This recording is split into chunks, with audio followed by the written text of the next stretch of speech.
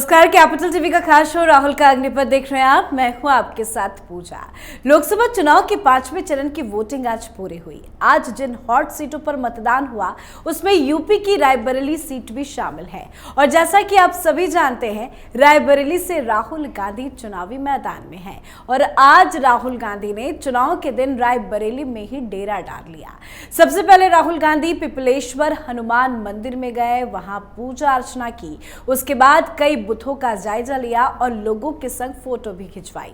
बूथों पर मौजूद कांग्रेस एजेंटों से बात की और चुनाव का हालचाल भी जाना।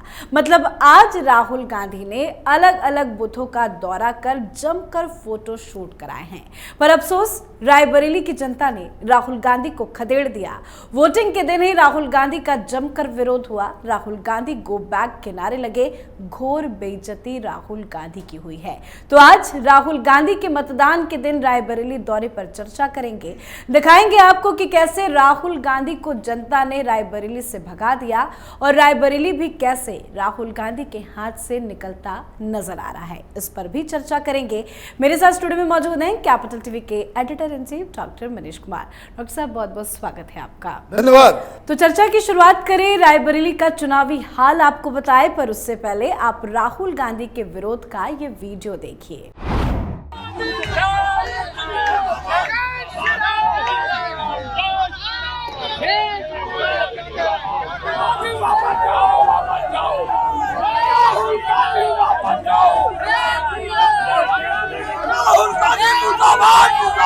तो वोटिंग के बीच राहुल गांधी रायबरेली पहुंचे तो उन्हें जमकर विरोध का सामना करना पड़ा। राहुल गांधी वापस जाओ, राहुल गांधी मुर्दाबाद और जय श्री राम के नारे राहुल गांधी के सामने ही लगाए गए।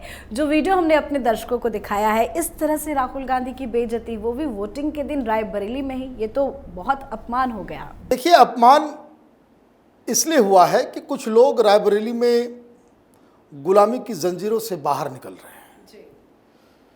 मैं रायबरेली में था कुछ दिन पहले।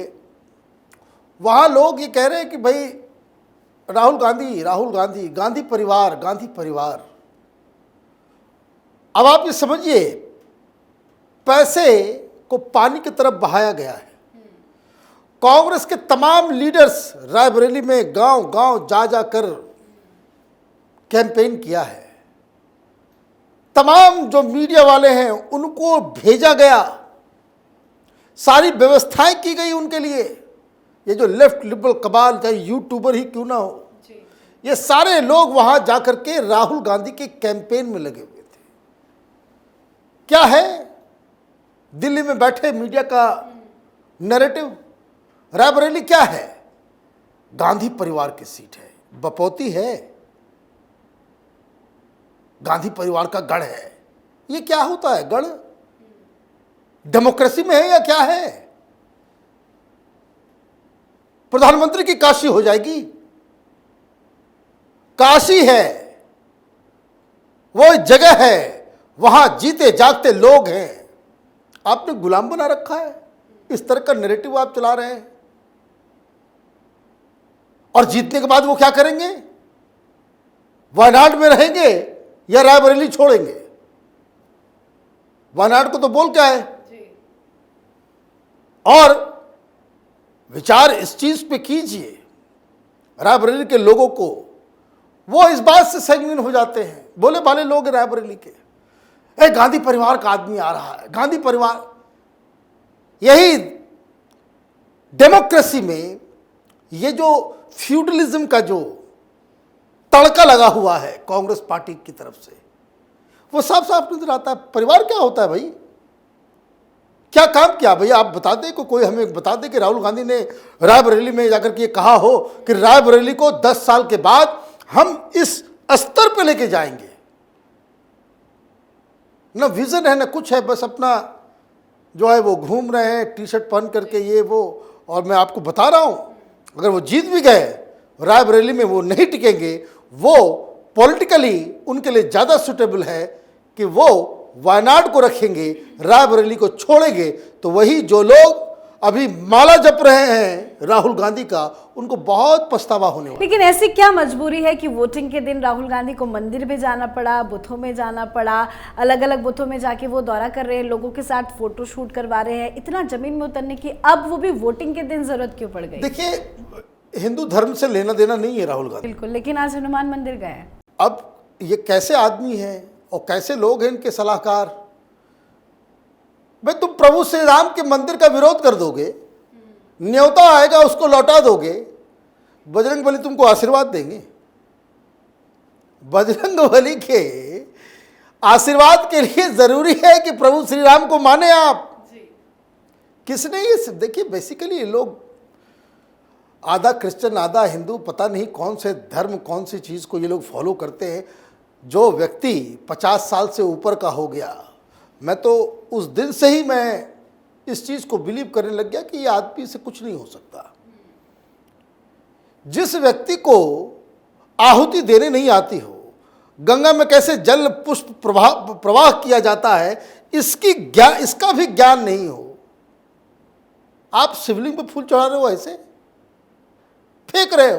अब पता नहीं हनुमान चालीसा भी याद होगा या नहीं। नहीं, वो सब तो छोड़ दीजिए। ये बेसिकली थिएट्रिक्स करने वाले। दिस मैन हैज बिकम, जिसको क्या कहें कि आजकल देश में जो चल रहा है, मैं तो नहीं इंस्टाग्राम वगैरह पे हूँ, वो रील्स बनाने वाला एक नया जनरेशन पैदा हुआ है देश में। अच्छा है, ठीक है, उनका मन लगा रहता है। ये रील्स बनाने वाला लीडर बन गया है, इसको रील्स बनना है, वो म्यूजिक व्यूजिक लग जाता है, उसी में सोचता है अमिताभ बच्चन बन गए, ये 70s के अमिताभ बच्चन में बन गया। वो चलना और वो स्लो मोशन म्यूजिक, वो effect, these are not the characteristics of a leader. Leader बनता है जो जनता के दिलों में रहता है।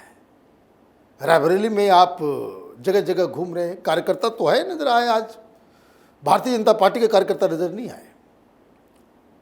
भारतीय जनता पार्टी के कार्यकर्ता इसलिए नजर नहीं आए कि भारतीय जनता पार्टी ने वॉक ओवर दे दिया। आपने ऐसे उम्मीदवार को खड़ा किया है कि वो हारना शुरू से ही तय था। राहुल गांधी के खिलाफ आप जिस तरह से आपने अमेठी में स्मृति ईरानी को खड़ा किया, देखिए एक बार ने दूसरे बार में पटक के खत्म। भाई अभी अमेठी से खबर आई, अमेठी में 2 लाख के वोट के आसपास से जीत रही है। लेकिन राहुल गांधी का क्या राहुल गांधी रायबरेली से चुनाव जीत पाएंगे? देखिए, जीत जाएंगे। मैं ग्राउंड पे भी गया, मैं बता रहा हूं ना कि वो वहां के लोग भोले हैं। उनको अभी तक, आप देखिए, डेमोक्रेसी में आपको अपने नेताओं को अकाउंटेबल बनाना होगा। सोनिया गांधी वहां से चली गई, बेटे को थमा गई, बेटा जो है वो चल रहा है। बड़े बपौती बना लिया है डेमोक्रेसी को इन लोगों ने। जहां जाइए तो वे तो रायबरेली और अमेठी, रायबरेली और अमेठी, 2 सीट तो भाई क्यों? ये गांधी परिवार की सीट है भाई, वहां के लोगों की सीट है वो। तो खैर, अभी बहुत लोगों के जिन लोगों ने गो बैक के नारे दिए हैं, वो समझिए वो थोड़े जागृत हुए हैं।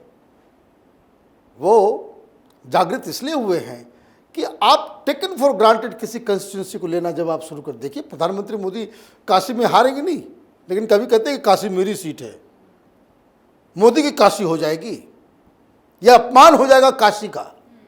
या कोई नेता ये कहे कि ये हमारी है, ये कंस्टिट्यूंसी हमारे परिवार की है, ये हमारा गढ़ है, तो ये अपमान है उस कंस्टिट्यूंसी का, वहां के लोगों का।